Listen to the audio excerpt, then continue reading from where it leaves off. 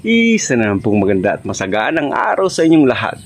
Guys, marami na naman pong nagtatanong sa aking mga kaibigan at mga kakilala kung bakit raw po ba may mga ubas na may buto o tinatawag nating seeded at meron namang mga ubas na walang buto o tinatawag nating seedless. Dito kasi yan guys, karamihan talaga sa ubas ay may buto o tinatawag nating seeded.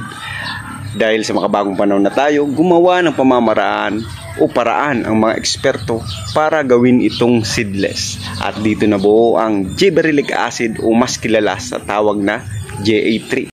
Ang GA3 ay isang kimikal kung saan pinapaganda at pinapalit ang buto ng isang ubas. Kaya naggagawa nitong maging seedless ang mga ito.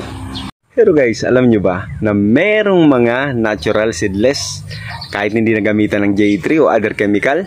Ito ay ang Joy Seedless, Flame Seedless, Thompson, Crimson at marami pang iba. Kung nagustuhan nyo ang video ito, pakipollow naman po ang aking page.